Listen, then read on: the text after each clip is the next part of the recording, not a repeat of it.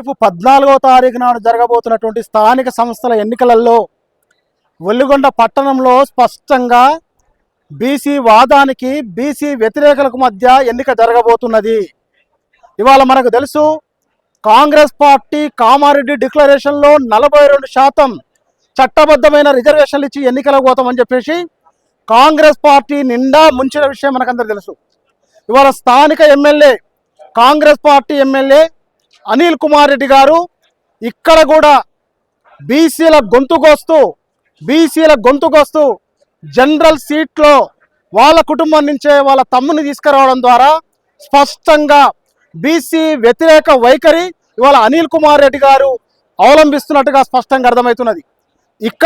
ఇక్కడనే బీసీ అభ్యర్థులని వాళ్ళు ఖర్చులు పెట్టుకున్నారు. కాంగ్రెస్ పార్టీ నుంచి వాళ్ళ అభ్యర్థుల వేతనం ప్రకటన చేసిండ్రు. కొండూరు భాస్కర్ ఆయన అభ్యర్థిగా ప్రకటన చేసుకున్నారు, ఖర్చులు పెట్టించారు.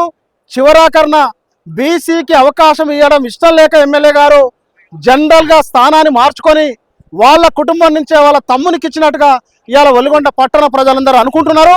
ఇవాళ బీసీని గొంతు కోసినట్టుగా ప్రజలు భావిస్తున్నారు.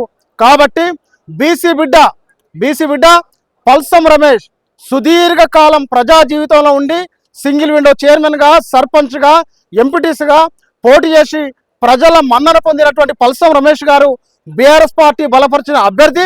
ఒక దిక్కు నుంచి, రెండవ దిక్కు నుంచి వాళ్ళ కుటుంబం నుంచి, ఎమ్మెల్యే గారి కుటుంబం నుంచే వాళ్ళ సోదరుణ్ణి ఇవాళ కాంగ్రెస్ పార్టీ బలపరిచిన అభ్యర్థిగా తీసుకొని వస్తున్నారు.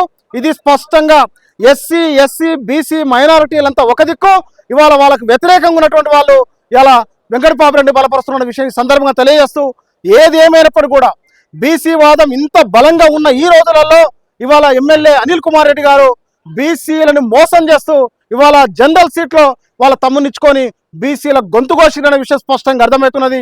ఇవాళ వెల్లుగొండ పట్టణంలోని బీసీ ఎస్సీ మైనారిటీలారా ఇప్పటికి మనం అందరం కూడా ఆలోచన చేయాల్సిన అవసరం ఉన్నది. మేము ఎవరిని నిలబెట్టినా గెలుస్తామనేటువంటి అహంకారాన్ని మనం అందరం కూడా ఓడించాల్సిన అవసరం ఉన్నది.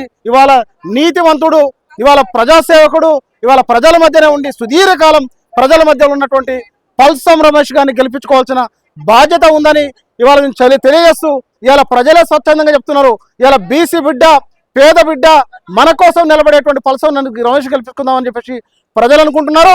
14వ తారీఖు నాడు ఇవాళ అహంకారం ఖచ్చితంగా ఓడిపోతున్నదని ఈ సందర్భంగా తెలియజేస్తా ఉన్నాం. జై తెలంగాణ, జై బీసీ.